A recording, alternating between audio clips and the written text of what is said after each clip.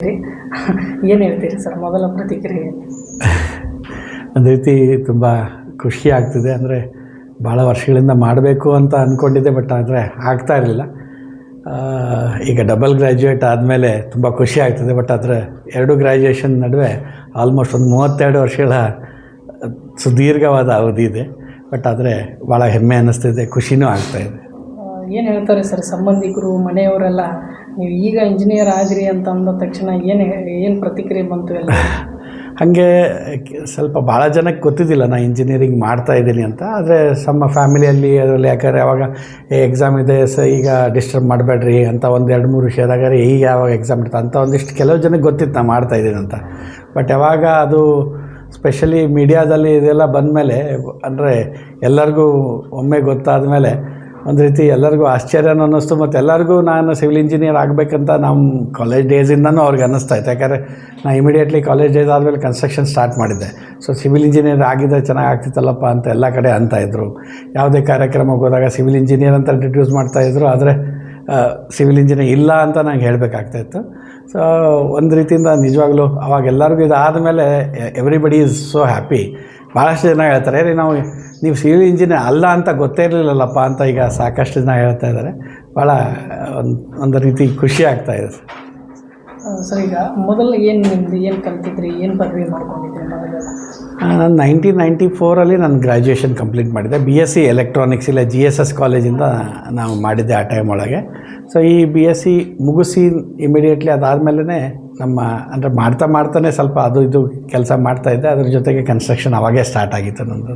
ಅಂದರೆ ಆಗ ಇಂಜಿನಿಯರಿಂಗ್ ಮಾಡಬೇಕಂತ ಕನಸ್ಕೊಂಡಿದ್ದೆ ಆವಾಗ ನಾನು ಆ್ಯಕ್ಚುಲಿ ನಮ್ಮ PUC 2 ಆದಮೇಲೆ ನಂದು ಅಂದರೆ CET ಒಳಗೆ ಸಿವಿಲ್ ಇಂಜಿನಿಯರಿಂಗೇ ಬಂದಿತ್ತು ಆ್ಯಕ್ಚುಲಿ ಸಿವಿಲ್ ಬಟ್ ಆದರೆ ಅವಾಗ ಬೆಂಗಳೂರು ಸೀಟ್ ಸಿಕ್ಕಿರೋದ್ರಿಂದ ಅವಾಗ ಬೆಂಗಳೂರಿಗೆ ನನಗೆ ಹೋಗಿ ಮಾಡುವಂಥ ಅವಾಗ ಸ್ವಲ್ಪ ಕಷ್ಟದ ಪರಿಸ್ಥಿತಿ ಇತ್ತು ಮನೆಯೊಳಗೆ. ಅದಕ್ಕೆ ಅಲ್ಲಿ ಹೋಗಿ ಇದ್ದು ಕಲಿಯೋಷ್ಟ ಒಂದು ವ್ಯವಸ್ಥೆನೂ ಇರಲಿಲ್ಲ, ಸ್ವಲ್ಪ ಕಷ್ಟನೂ ಇತ್ತು ಫೈನಾನ್ಷಿಯಲಿ. ಅಂದ ತಕ್ಷಣ ಅವಾಗ ಮಾಡಲಿಕ್ಕಾಗಿದ್ದಿಲ್ಲ.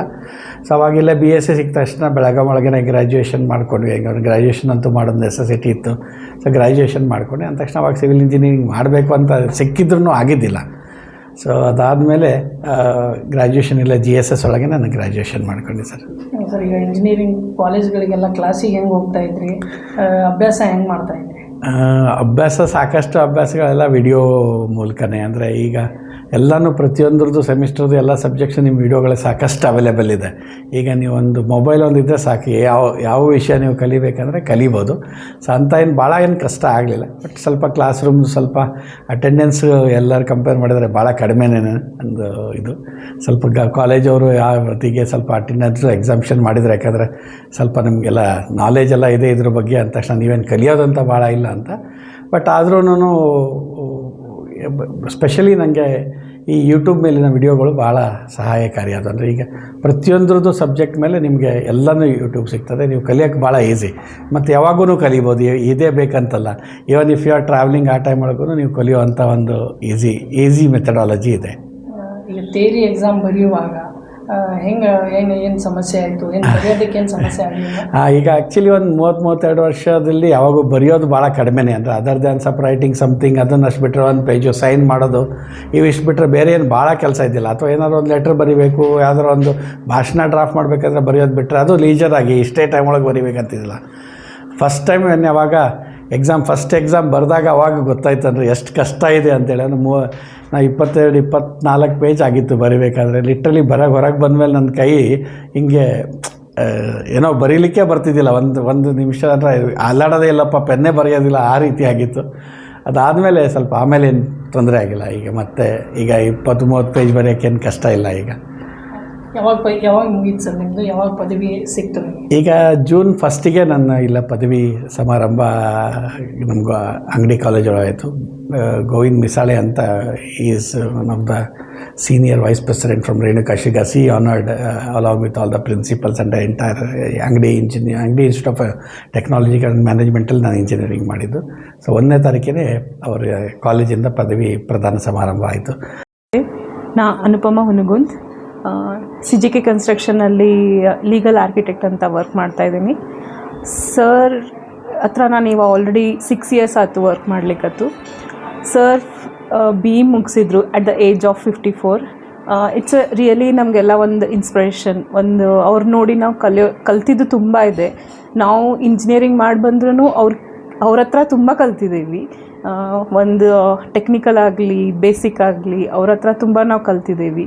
ಆಮೇಲೆ ಸರ್ ನೋಡಿ ನಮಗಿನ್ನೂ ವರ್ಕ್ ಮಾಡಬೇಕು ಅಂತ ಇನ್ನೂ ಲೈಫಲ್ಲಿ ನಮಗೂ ಏನೋ ಒಂದು ಅಚೀವ್ಮೆಂಟ್ ಮಾಡಬೇಕಂತ ತುಂಬ ಇಷ್ಟ ಆಗ್ತಾಯಿದೆ.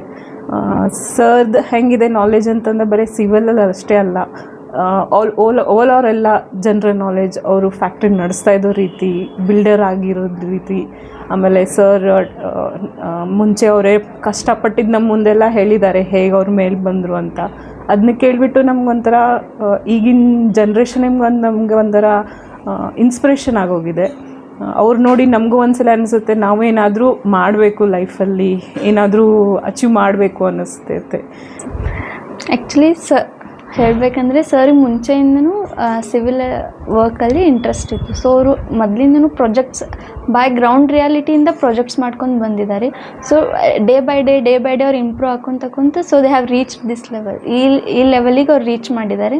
ಸೊ ಇದನ್ನು ನೋಡಿ ನಮಗೂ ಒಂಥರ ಮೋಟಿವೇಟ್ ಅನಿಸುತ್ತೆ. ಸೊ ಅವ್ರು ನೋಡಿ ನಾವು ಏನಾದರೂ ಕಲಿಬೇಕು ಈ ಥರ ಅನಿಸುತ್ತೆ. ಸೊ ಪ್ರಾಕ್ಟಿಕಲ್ ನಾಲೆಜ್ ನಮ್ಮೆಲ್ಲರಿಗಿಂತ ಅವ್ರಿಗೆ ಜಾಸ್ತಿ ಇದೆ ಆ್ಯಕ್ಚುಲಿ. ಸೊ ಅವ್ರ ಕಡೆಯಿಂದ ನಾವು ಸ್ವಲ್ಪ ಸಜೆಷನ್ಸ್ ಎಲ್ಲ ತೊಗೊಂಡು ಮುಂದೆ ಹೋಗ್ತಿದ್ದೀವಿ ಸರ್.